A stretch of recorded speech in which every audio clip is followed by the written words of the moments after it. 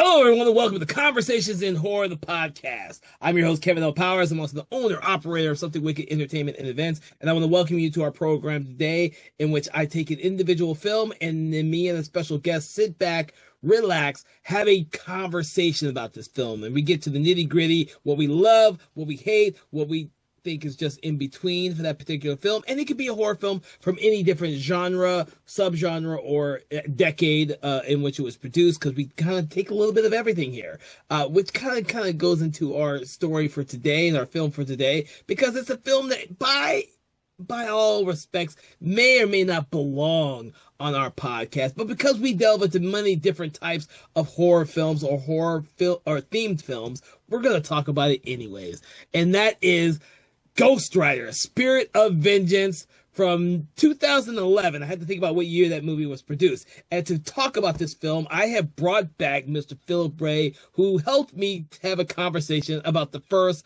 Ghost Rider last year. So it's good to have you back, Philip, and we're going to talk about the sequel to the film that we talked about last year. Thank you for having me. So, since this is a more modern day film, and you probably did see this or had the opportunity to see this at the theater. I do want to get your input on when you first saw this film and what were your general kind of ideals about the film. So, generally, and I think I said this in the first episode, but I really like the Ghost Rider character. The Ghost Rider character is really cool. Really cool. I really loved him. So when I saw the first Ghost Rider movie, again, I had problems with it, but I, again, was glad to see the Ghost Rider character in a theatrical release and stuff. And so then Spirit of Vengeance got announced, and through the concept arts and stuff, I was like, oh, Ghost Rider looks even cooler and stuff. This is going to be awesome. And then I saw the movie, and I thought it was the best movie ever. I thought it was the movie of the year, best movie ever. No, I remember when I watched the movie. I didn't get to see it in theaters. I ended up watching it on streaming, or not streaming. Back then, it was just on demand and stuff with my friend. And this is one of my best friends. He's one of the people that just watch movies and likes them. I remember we watched the movie, and after the movie's done, we both walked outside, and we both got on our knees, and we just screamed, "What the fuck did we just watch?" And that means a lot from him saying that. The guy who never criticized the movie, even he was on his knees going, "What the fuck did I just watch?" Is that what you want to leave? You want to leave with that, right? Yes. So, I am probably a much bigger Ghost Rider fan than you. I've read the original Marvel Comics run, a lot of the original Marvel Comics run. I was not a big fan of the Johnny Blaze era of the comic book. I'm a much bigger fan of the Danny Ketch era from the 90s. I was like one of the huge. I collected all the special editions of the fucking the title. Every appearance the character was in. Ghost Rider character was one of my favorites. The Johnny Blaze character I liked was in the 90s version and not the version before then. And when the first movie, I think I may have said this in our previous conversation, when the first movie decided to do the kind of the early Marvel era of Johnny Blaze, I was like, fuck. I'll take it.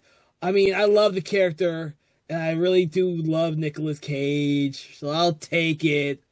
And I hated a lot of decisions they did with the first movie, but Nicolas Cage can sell a lot of shit for me. Even in this time period when he was doing less stellar movies, I still kind of enjoyed watching him. And so I gave it a bit of the doubt. I saw the first film several times, and when they made the second movie, I was all in as well. But I was still like, okay. But I didn't know who Idris Elba was, so that was a good thing for me. And for the most part, the Ghost Rider itself has always looked amazing. Both films, I like the look of Ghost Rider. I've not really cared for most of the characters, for the villain characters that they put in the movie, but for Ghost Rider itself, they spent a lot of time perfecting that, and I think both films did a really good job with that. So I went to go see the movie, and like you and probably a lot of people, I walked out of the movie with the my jaw dropped and me saying, "What the fuck did I just? What atrocity did I just witness on the big screen?" I knew going in from watching the trailer when I saw Ghost Rider pissing fire. I should have known better. I should have known better, but I went to go see it anyways. And I had to look it up, and I did in fact see this in 3D when it came out. Because You yes, got that 3D hot piss. oh my God, dude.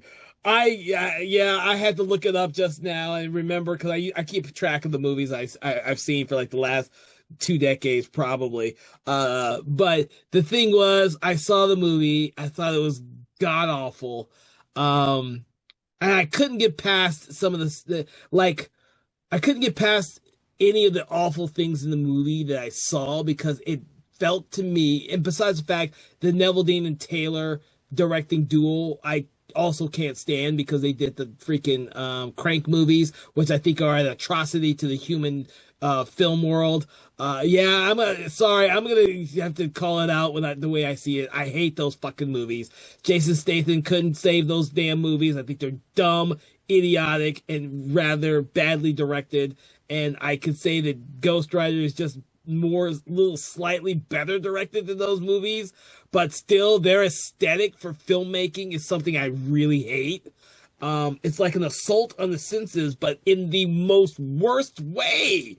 It's like I would rather take a film by Michael Bay and have him assault my senses than to have these two directors assault my senses with anything else. So I really fucking hated this movie, and I didn't go back and rewatch it until doing this show here because, like everyone knows, I don't mind taking a second chance to rewatch a film and see if my opinions have changed.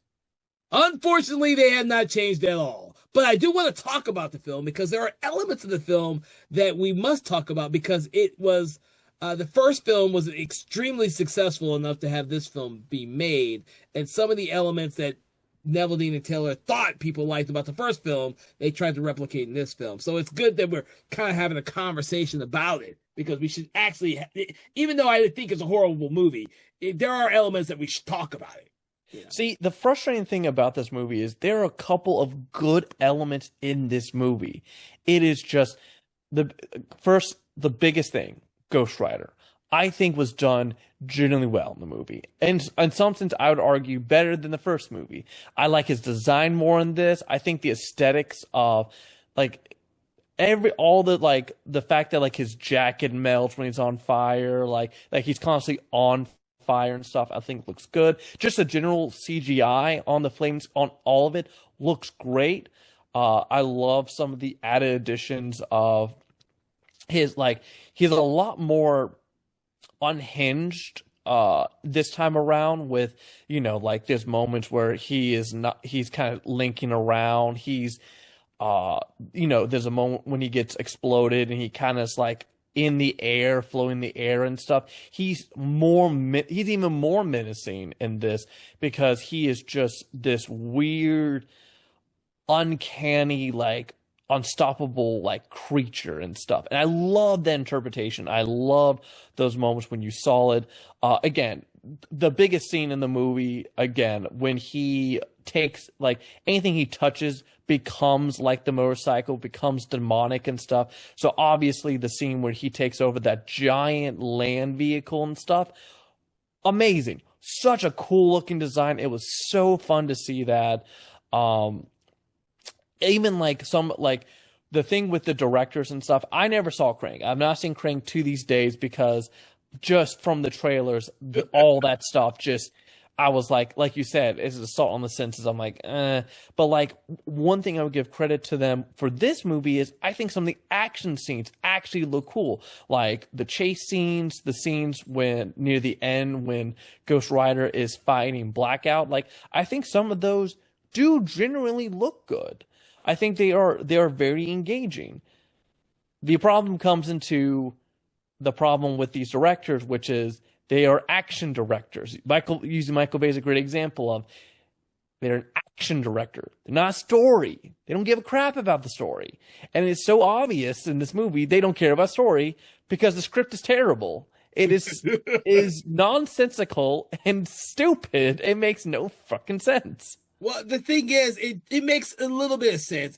But the problem is with the script is so simplified. It is the same script that we've seen in a billion other movies. It essentially is Ghost Rider. Ghost Rider is being used to protect some other kid who may or may not be good, and there's someone after that kid. That has been used a billion times, but in this one, it's even more generic than before. Yes, because you do not care. Hey, you should love this movie, Kevin. It's got Danny Ketch. Danny Ketch is the kid, which I didn't That's not Danny Ketch. That's not Danny Ketch. That's just a kid called Danny. Don't even try to lie. Don't even try to lie. No in the credits, he's Danny Ketch. Oh, I thought he was just Danny. No, he's Danny Ketch. It's canonically he's supposed to be Danny Ketch. Nah. But motherfuckers, fuck that shit up. No. But yeah, no, I mean the thing with the thing is, yes, it is a lot of stuff is very generic, and the problem is like we've seen a billion of those protect the kids stuff, and the problem with a lot of those is it only really matters if you care about the group. I think there's a lot of examples like Man on Fire, like examples where it's like you have the protect story where you get involved because the chemistry of the two characters work. There was no chemistry in this. Danny is just a blanket character, has no personality, and the biggest thing too with this movie is Nicolas Cage is awful in this movie. I actually genuinely liked him in the first movie. I thought he was an okay Ghost Rider. Is he the best? No, but I thought he did an okay job. In this, he was horrible. Yeah, he doesn't do it like the biggest problem with this film. One of the biggest problems. There's a lot of problems with this movies. The biggest problem in the film, for me, is that they transported the character from the United States to multiple European countries for the simple fact is that's where they shot the goddamn movie, so they had to make it make sense. But it doesn't make any sense. There is no reason for Ghost Rider to be in those other fucking countries, no matter how you want to make it. Oh, I have to find myself as Johnny Blaze, so I go out in the other countries to control my Ghost Rider who's slowly... I'm losing control. And I'm like, dude, this is the dumbest fucking setup to say that you're cheap and you shot the movie in another country to get away with shooting a cheap movie.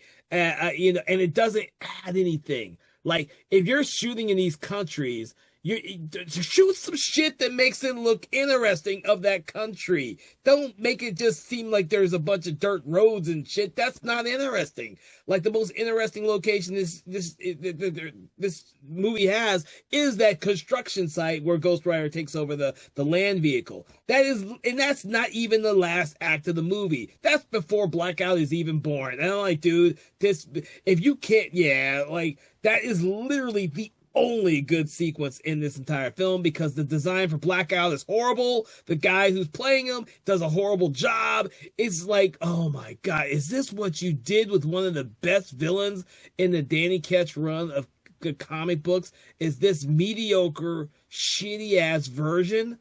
Like, I'm like, my God. It's like... my jaw dropped, and Idris Elba seems to be the only one who knows that this movie is a piece of shit, and so he's just kind of going with the flow and having a whole shit ton of fun with this movie. Like, he literally looks like he's having fun in this movie, and no one else does. Well, Idris Elba is also pretty bad at it too because he's supposed to be French, but man, his accent's all over the place. It is all over the place. It's like, again, it's like, honestly, you didn't even need to give him an accent. Like, it's one of those... Just make him British. He's British already. Just let him talk in his regular accent. He'll be fucking fine. Yeah, you're in Europe. Just make him have a British accent. Him trying to do a French accent, but not really, was just like, it was so bad. Yeah, his accent was so bad. It went all over the place. Here's my thing with Blackout, and you may not fully agree with me on this. Yeah. I was okay with his powers In concept, the idea of Decay, I'm like, okay, this could be a cool visual. Design wise, yes. Oh my gosh, his design is terrible. His design looks like he's freaking from Lord of the Rings or something. Like Yes, yes. his design was terrible, but the power, I was like, okay, this could be interesting. Except the way that they made, again, because they were the whole entire thing, they're trying to make it way too stylistic. Was every time he has his decay scenes and stuff, it becomes this weird like music video like section and stuff, and it just looked so bad. Of like because there are like the moments when he's actually like making the humans decay, like when he kills Idris Elba, it looked cool. The effect of the person decaying looked cool, but it just looks terrible with this weird like evanescent like filter on it and stuff. Like I was like, again, it felt too. Again, it felt way too stylistic. It felt too. They're trying to be too stylistic and too dark, and that is the entire movie. Is how I would say about it. I don't know. Stylistics is a very forgiving word, because that sequence where the Ghost Rider for some reason is just rocking himself back and forth instead of fighting the bad guys is by far dumb a visual. Just like watching them piss fire is the like that's shit that doesn't need to be in this movie. Why the hell? Or when you said he was floating, when he's floating horizontally, I'm like, what the fuck is that supposed to be exactly? That just seems to be the weirdest thing to happen here. Like, if that was your choice? Uh, See, I don't mind that as much as when he does the penance stare, but he takes forever to do it, so he's just staring at the guy. Like that stuff. Although honestly, what makes the only thing that redeems that for me is if you watch the behind the scenes, because Nicolas Cage this time around did all that stuff. So they put him in makeup and stuff. And if you watch behind the scenes of Nicolas Cage doing all that stuff, it's honestly just hilarious. yeah, well, and that's why, it's one of those things where I wish, really wish, I get the impression that these people did not bother to read the fucking comic book. They just, like you said, they're action directors who decided to make a film and just kind of put a bunch of action sequences with the Ghost Rider character and forget everything else. Well, they were really pushing for a rated R, and then Sony was going to do that, and then Sony last second chance when, we're not going to do rated R. Which I mean, they did. This was a pretty hard PG-13 at times and stuff. But no, I mean the script. I mean, fun fact: Peter Fonda was wanting to come back to be Mephisto, but then read the script and said, "No, I'm not doing that." And same thing happened with Matt Long, who was young Johnny. Same deal. He looked at it and said, "Nah, I'm good." Because it's pretty fucking bad. Like I know that Nicolas Cage loves his character just like he loves Oh, Superman. Mendez was also another person who read the script and said, "I'm not coming back." Oh, well, the thing would be that because they had a successful mediocre film, a really successful mediocre film, and I would have rather had the director for the first one, who I didn't like either, and I didn't like his Daredevil, and I can't remember his fucking name to save my life, but at least he seemed to understand the material that he Mark used to. Johnson. Yeah, he at least he seemed like he understand the material that he was adapting.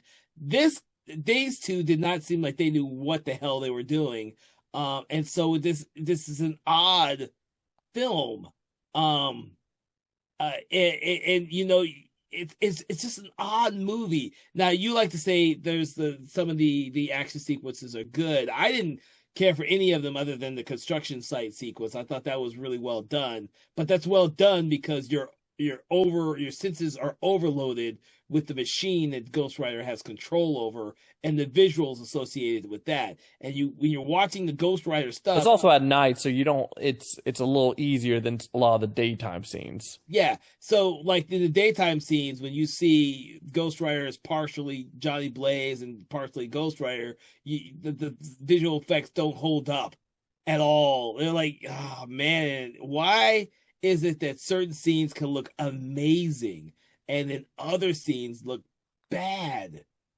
And it Well, it's one just, thing that's crazy about this movie with this is the first Ghost Rider had one of my favorite scenes of when Nicolas Cage becomes Ghost Rider for the first time. And you see, it is a great, in yeah. my opinion, it's a great effect when he turns. In this movie, where the Ghost Rider design is even, in my opinion, better than the first one, and never once does he actually have a transformation scene like that. And this is the one where you would do it. But no, he never does a full, like he's either one or the other. There's never a mid transformation scene for whatever reason this time around. I don't know why they did it. Hmm. You know what? I didn't realize that. You are absolutely right. That is a good point to make. Normally, you at least have one good transformation scene at the very beginning, especially when this film goes a long ways in trying to retcon some of the origin of Johnny Blaze from the first movie when he's explaining everything at the beginning of this movie.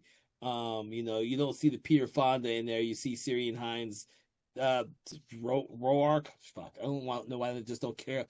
Uh, call them by their real names. Roark, yeah. Which I thought he was an underused fucking actor. I'm like, dude, I don't even know why you're in this movie. You have a thankless role in this movie. Like you really do very little, and I usually really like him in other films, but this one, like I said, and I wanted to give the film another watch because I'd never seen it more than the one time until rewatching it for here. And so and because there has been distance between me and my hate for Neville Dean and Teller, I was like, okay, I can rewatch it now. I mean, when I first saw this movie, I think I'd seen both Crank movies not that long before or after, and I really fucking hate those movies. I was like, my God. I was like, how did this shit ever get made? And yet they were successful. And I was like, oh my God. Um Which so is interesting because, like, this movie was a success, but it did not get a sequel. And this is the last time Neville Dean and Taylor did a movie yeah, together. They yeah, have done movies separately, but this is the last movie they did a together. yeah, yeah. I mean, who knows?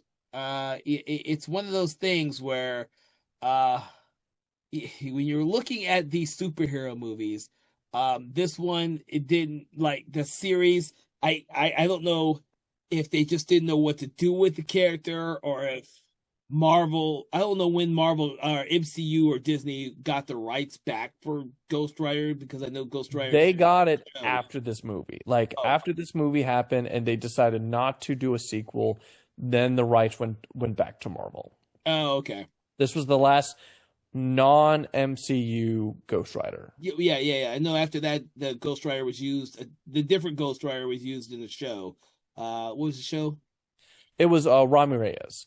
Yeah, but what was the show called? So everyone knows. Agents of Shield, Agents of Shield. Because I've not which seen that. which I love. Like recent in the recent years, Robbie Reyes has become like the more prominent Ghost Rider, and I like that rendition, and I loved him in Agents of Shield and stuff. Um, but yeah, no, this is the last time we would we'll ever see a non-MCU Ghost Rider. Yeah. One day they'll bring it back somehow.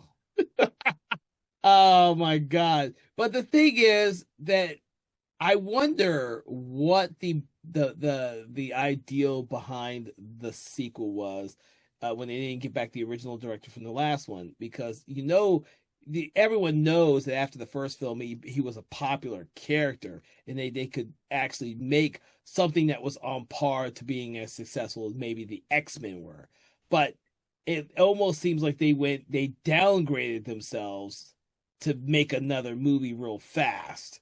um Well, one thing that they did, and it does feel like that. I remember thinking that when I watched it, it felt very much, which is funny because this movie came out a lot earlier and stuff, but it felt very Da Vinci Code.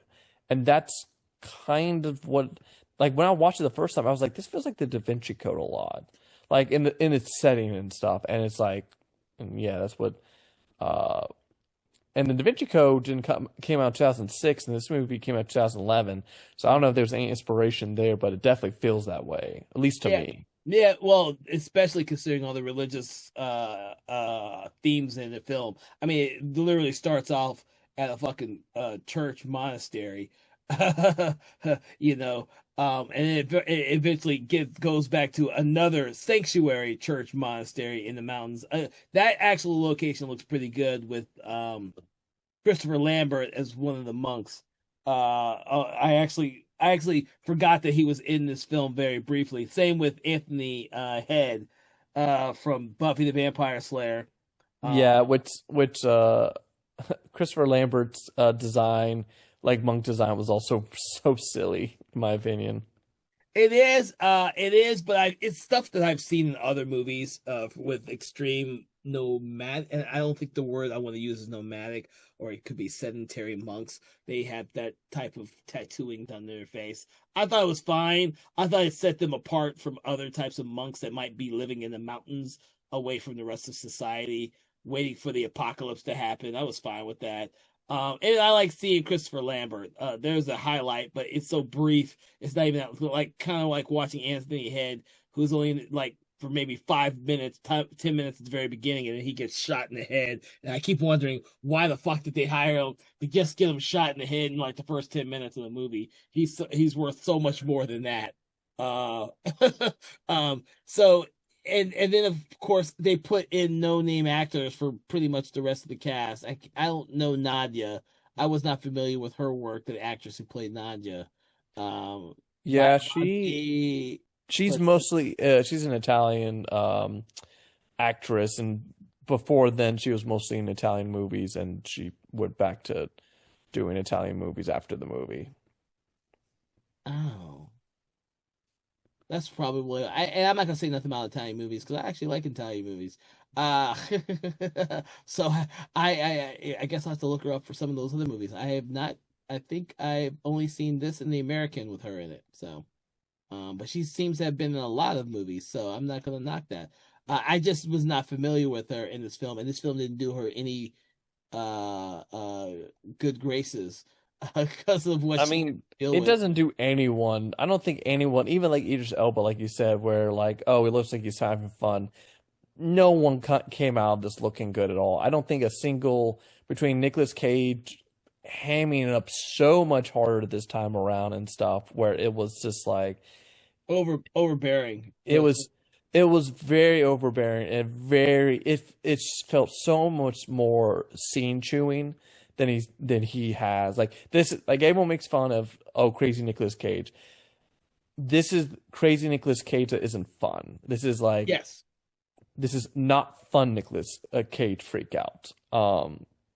And then yeah, and then no one looks good. No one looks good in this. No one looks like no one came out of this looking good. Again, Ghost Rider, the design is the one that came out of this the best, at least visually, until we get the piss fire and stuff. But again, Dude, I can't get past that piss fire shit, dude. the only I thing I'm glad about that is the fact that it wasn't actually a sequence and was just a imaginary sequence and not like a like. Although at the same time, honestly, that would have been kind of crazy funny if Ghost Rider literally just pisses on someone and they die from being on fire and stuff. They couldn't even do that. They just do it's such a weird sequence. it's weird, and they played it in the trailer. Yeah. Like I would have been happy if that would have been something I was not expecting. Like I was dreading that from the trailer. I was like, "Fuck!" I hope that that's something they actually end up leaving on the cutting floor. But they didn't leave it there, and I'm like, "Oh my god, what? Like at what point in the process of this film being made?" Did it not occur to you that you're wasting your money doing a CGI character pissing fire? That was like, at some point, they should have realized that is by far the dumbest thing that could have ever been shown on celluloid in a mainstream movie. And because they didn't realize that, there are certainly other elements in this film that are by far the dumbest thing I've ever seen. Like the whole fact of the very opening sequence that you see uh Idris Elba crash his bike and he's flying through the air, yet shooting the tires off the car that's chasing after Nadia and Danny. And then we see in a later sequence that he's fallen in a tree and that's how he got saved. And like it's a comic aside, and I'm like, oh my god, this is the dumbest thing I could have. What? This is stupid as fuck. Like that, I could have gone without seeing a stupid aside like that in this movie. But that is exactly Neville Dean and Taylor's style. That is exactly what I would have expected having seen Crank 1 and 2. These stupid little sequences that, for me, make the film come off as completely and utterly ludicrously dumb. Like Crank, at least you know from the trailer going in, it's gonna be dumb. Like The premise is dumb. the premise is dumb. The movie is dumb. If you are watching this movie, you are either a Jason Statham fan like I was, which is why I saw it, or you know this is the dumbest piece of shit that you're going to be watching and you're going to go in for the ride. I've seen a lot of dumb movies in my time. Those two movies in particular are films I hope I never have to watch again. And I've watched a lot of Jason Statham movies. I like Jason Statham generally in most of the films he's done, even if he's playing the exact same character that he's played a billion times. I enjoy him, just like Liam Neeson. I enjoy watching him, you know.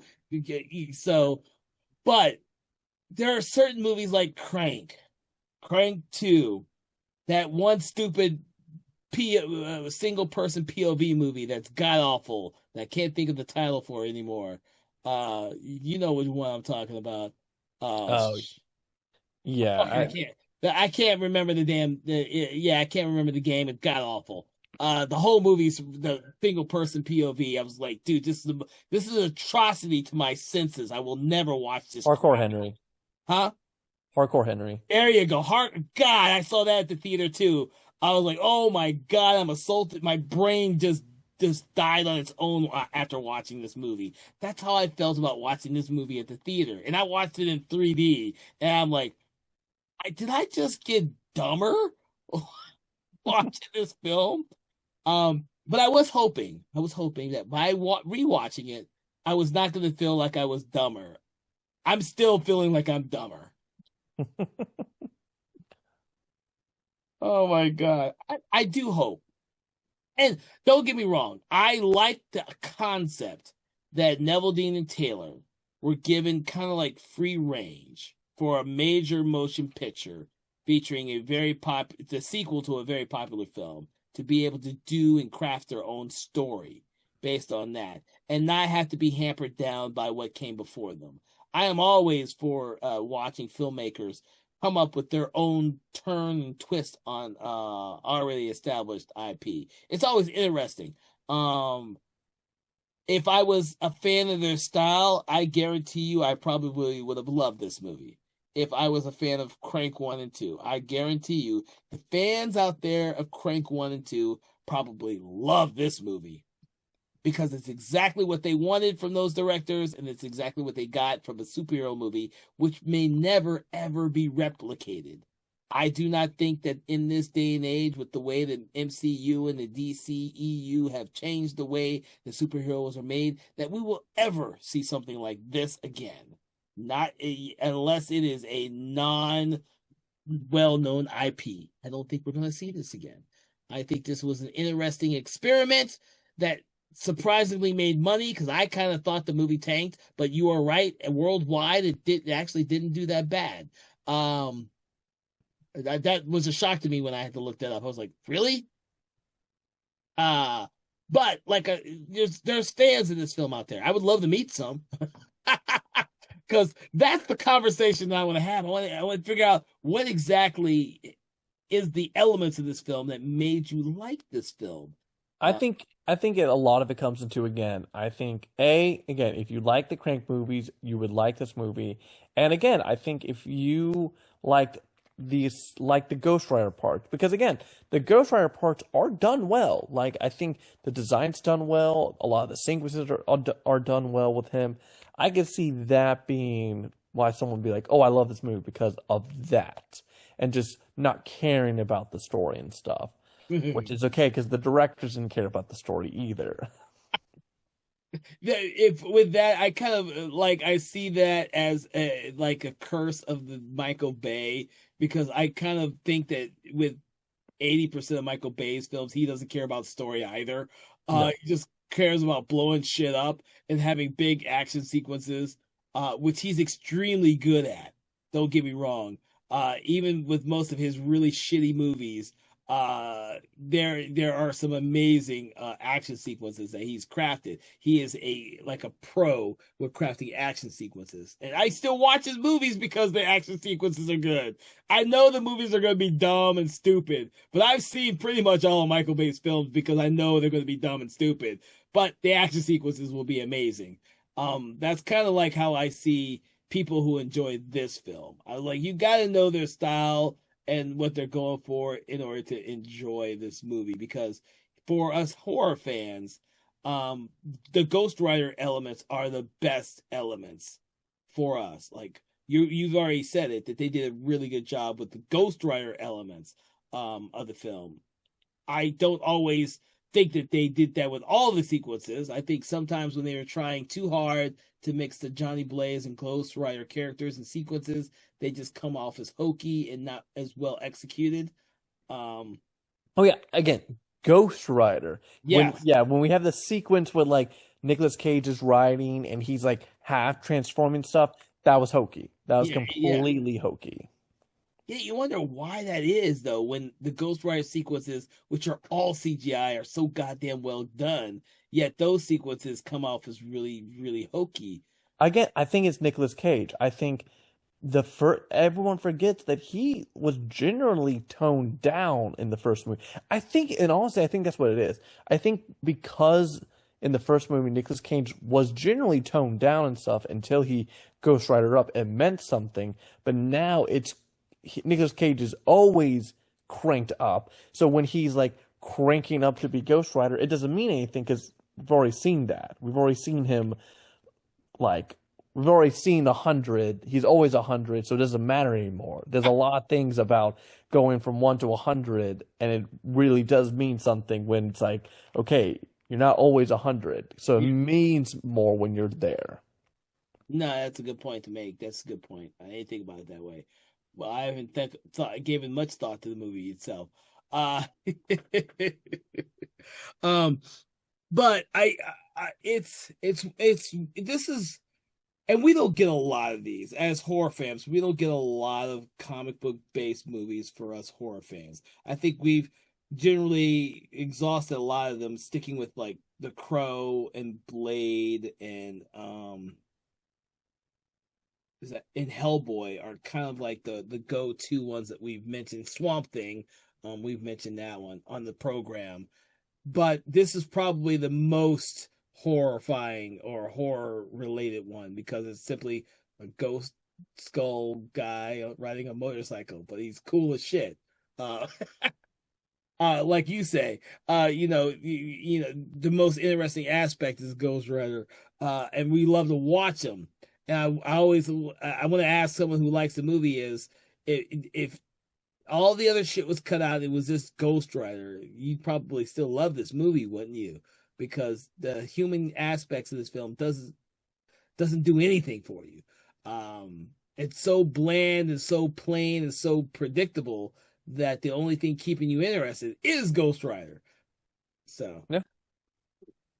um, but I do want to go back a little bit to we mentioned a little bit about the makeup for Blackout, and it's such a travesty to how they portrayed the character Blackout in the film. I've always loved the Blackout character in the comic book, so seeing the Blackout character here was a huge disappointment. I always liked the whole idea of being his plague powers. I thought was perfectly fine. I just think the design was a little lacking, and didn't really make for a very menacing foe. I don't know about you, but I don't know if he made for a menacing foe for you or not. No, he didn't because again, like, and this is the thing where the movie has randomness of hokey where he's like he's undead, but then you have a sequence where he's trying to eat, but oh, he can eat a Twinkie. Ha ha Yeah. ha. Yeah, well, I was hoping you'd bring that up. I didn't want to bring the Twinkie thing up. I was like, you know, the first movie had some weird little things. I think it was jelly beans that Johnny Blaze liked in the first one, right? It was Yeah. jelly beans, right? And so those things look a little bit odd, but they are part of his character. In this film, it's just really just hokey and bad. The Twinkie sequence, I had forgotten it was in there until I rewatched it, and then I was like, my hand was over my head, and it was like, oh shit, that's right, that was in this movie. And I'm like, why? You gotta have those sponsorships. It's Although like, else doesn't make it's obviously making the jokes about how much preservatives Twinkies have, but yeah, also it doesn't make sense because it's like, well, even Twinkies eventually do degrade. Like they're not just immortal, but that's what they're trying to say that the Twinkies are yeah. somehow immortal. That even in apocalypse, the Twinkie's gonna survive. You know, They're saying like Twinkies never spoil or anything. It's like, the no. Twinkies never spoil. I didn't want to bring that whole Twinkie thing up, but you did, so that's good. But those type of things, I was perfectly fine with them on a repeat viewing on the first film. When it came around to this film, I was like, oh my god, this is like horrible on my senses to watch shit like this.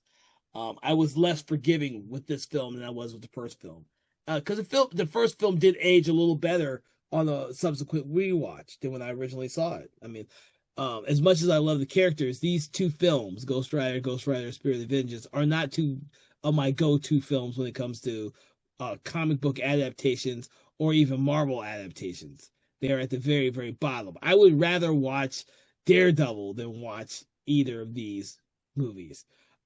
And everyone knows how much I don't like the Daredevil movies, but I'm perfectly fine because Colin Farrell did a good job, and and what's her face, Jennifer Garner. So I was perfectly fine with rewatching Daredevil, but these two movies, I know.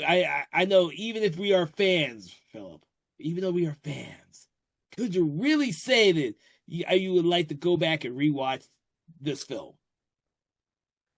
This film definitely not. The first film there's certain sequences I would definitely want to watch. The most again I would ever watch in this film would be again when he takes the construction scene when he takes over the giant machine, Yeah, and that's about it. yeah. Um, Don't get me wrong. That's a great scene. Um, but I would go back to the first movie a lot sooner than I would come yeah, back to this movie. yeah. I think I've seen the first film like 4 or 5 times. This one, this was the second time I've ever seen it. So, um, but I do want to talk about the end sequence, which I thought in this film was not nearly as grand or interesting as the very first film. The ending for this film seemed a lot like a lot lackluster than I was expecting. I thought they got rid of Rourke a little bit easier than they should have. Um, don't get me wrong; it was kind of cool seeing Ghost Rider just use his chains to take him, capture Rourke, throw him up in the air, and then send his ass back to hell. I actually don't mind that, but the whole visual effects of showing him burn up in hell, it kind of took me out of it again. I was like, God damn it! It couldn't be Well, better well, CGI. the CGI doesn't look good, and it also doesn't fully make sense of like why he's burning up because he's the devil, so he should not have problems with that. It only would mean something is if when he's burning down there, you start to see his actual design, like his Yeah, actual devil design, I think would have redeemed that factor and stuff. But since it's not, it's just him just going like, no, it just does read weird.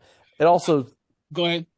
it just the whole sequence reads weird, and even I mean even the whole thing of Danny giving Ghost Rider's powers back was just weird too. The whole sequence of the ceremony and stuff was just all just kind of weird. Well, I'm trying to the ideal of the monks helping go Johnny Blaze to get rid of his curse, and then the Danny character coming back and giving it back to him because he's just like his father. But up until that point, he never used his powers at all. So Yeah, there was no hints. Like there was hints of, or there was talks of, oh, you've got some, got some sane powers in you and stuff, but like Mephisto powers. But then it's just like, but yeah, it's just a random like. I guess it's one of those Deus Ex Machina of like, I suddenly have this power that I didn't know I had that just allows me to re-give you the powers of the Ghost Rider.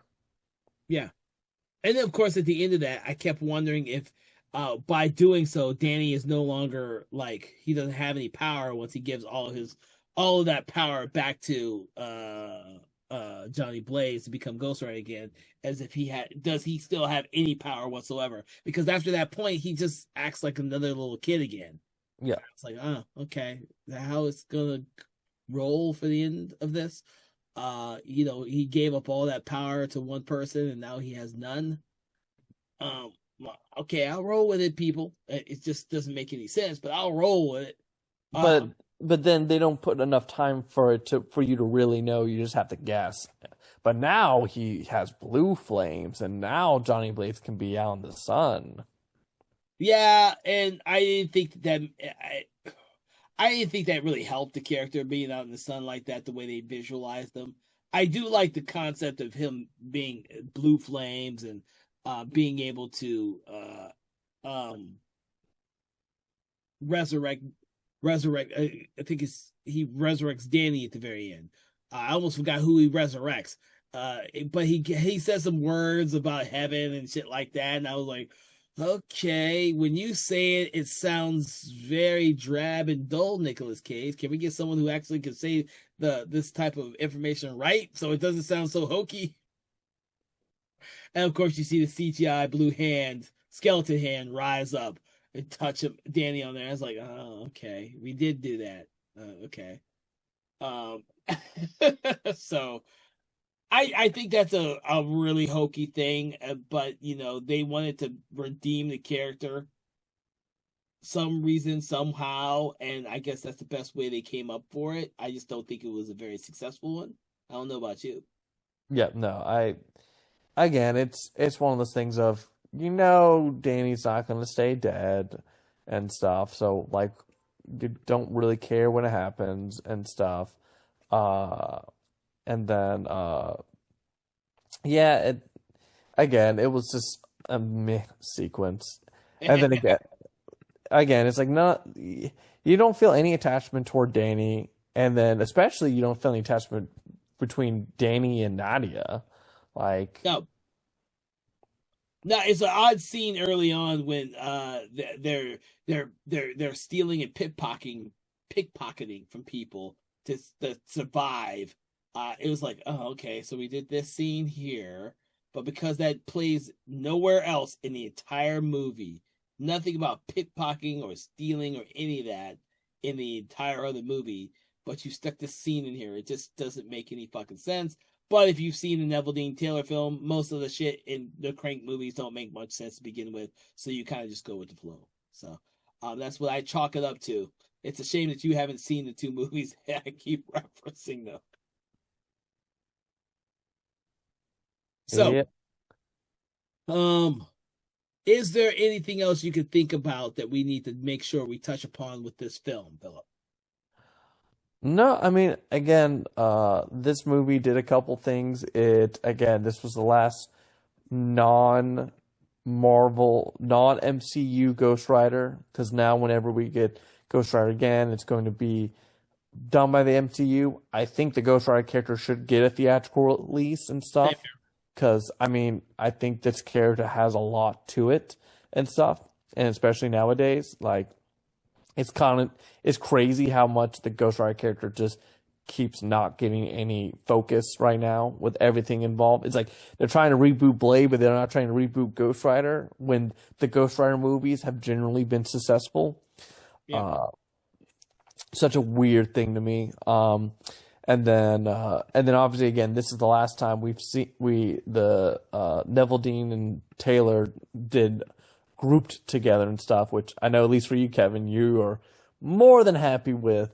Which honestly for me, seeing their filmography, like they're together, I'm like, that's fine. I'm also fine with them not seeing that together and stuff. They haven't had the best like separate track record too, because Brian Taylor did the last Hellboy movie that went straight to DVD that was apparently god awful. Oh, Crooked Man. Yeah. Yeah, but yeah, which is crazy because that is based on some of the best fucking early Hellboy stories, and I have yet to see that.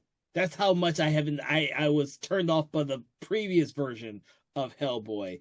It's like I haven't seen the new one, and Hellboy is one of my favorite comic books of all time.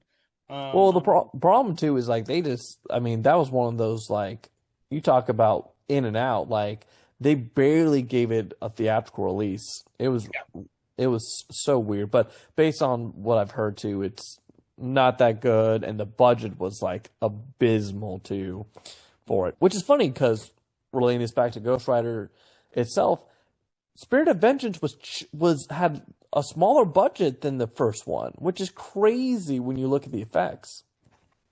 Really? Yeah, no, it had half the budget of the first movie.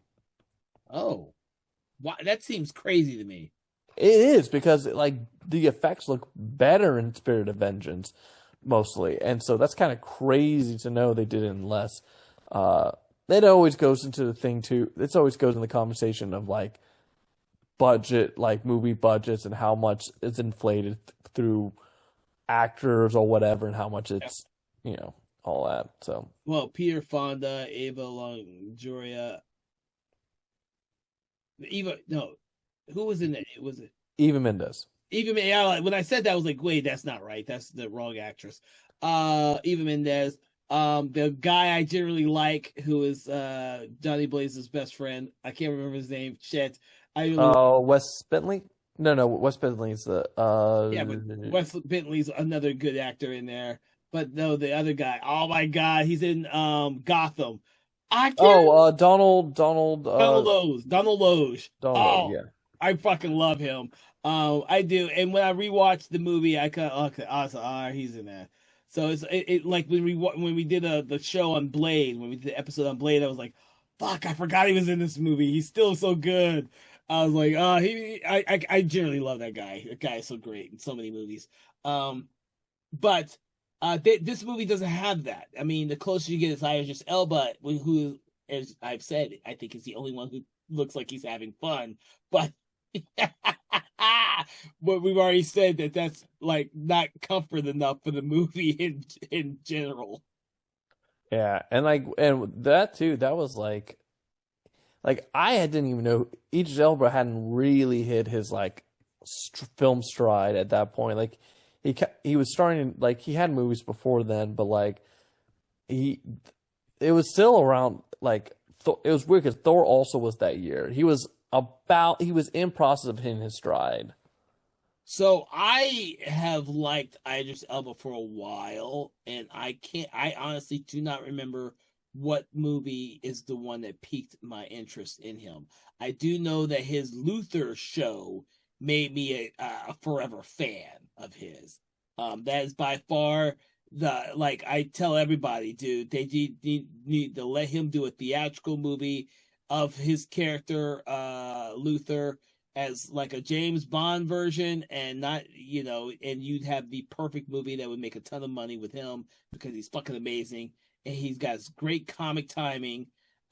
He just was saddled with a lot of shitty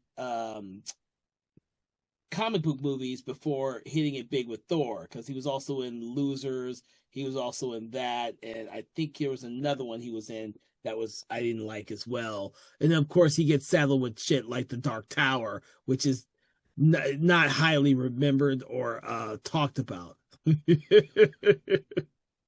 Yeah. But he's done so many great movies before all of that. Um, because he was a working actor. The guy showed up in a shit ton of stuff before making it big, dude. Tons of stuff. But Luther was my big film that I show I loved him in. But he was in 28 Weeks Later. I thought he did a great job in 28 Weeks Later. In The Reaping, I remember him from The Reaping. Um, those probably came out around the same year. And then of course, Losers, which I did not like. He was in Obsessed too. I remember. I think that's technically like the first movie I saw him in. Mm, mm. Yeah, I mean, I saw him because I watch every horror film, which is why I could say I saw him in The Reaping and 28 Weeks Later and in Prom Night remake. So he was in a lot of movies that I saw around that time. And then at some point, he did the Luther thing, and I was like, oh shit, this is the greatest fucking show ever. I love that show. My eyes were glued to that show, and even the recent movie. I'm like, when are we getting another fucking Luther movie? You know, Idris Elba, I can generally watch in anything he's in. I think he's a great actor. And so when I rewatched this movie, I gave it a little bit more leeway because he was in it and I thought that he was having fun. I may be completely talking on my ass when I'm saying that. He could probably think that he was having the worst day of his life. But for me, he just came off as seeing like, oh man, he's having some fun doing this movie. Shit. So. Yep, he was having fun not keeping his accent up. No, yeah, but that happens to a lot of actors when they do that shit, which is why I wonder why actors bother to do that when so many of them can't keep them out while producing a movie. It's the craziest thing. Yeah. So, is there anything else that we need to discuss in Nope. regards to Ghost Rider: Spirit of Vengeance? Nope. Well, I want to thank you, Philip, for having this conversation with me on regards to this one. We have now completed our uh, Ghost Rider duology, and maybe we'll have you back on to talk about Hellboy sequels or the Crow sequels or anything else out there that we have still yet to come. So for everyone listening, what we love to do is we love to rate the movies between 1 and 5, 1 being poor, 5 being amazing. What we like to do is we like to attribute our rating to a particular object, quote, or saying. What is your rating, Philip, for this film, and what object, quote, or saying would you like to attribute to your rating? I give Spirit of Vengeance 1.5 fire pissing out of 5. All right, that's a good one. I have to admit, that's a good one. We got a very similar rating. Um, I won't give it a 1. There are other worse films out there that I would give. That's why I gave it 1.5. Yeah, that's why I said I was gonna give it a 1.5, 1.52, as well. Not two as in TOO, but TO is in TOO. I'm gonna give it 1.5. Oh God, I don't even know what I'm gonna say anymore. 1.5, God, this is a hard one, dude.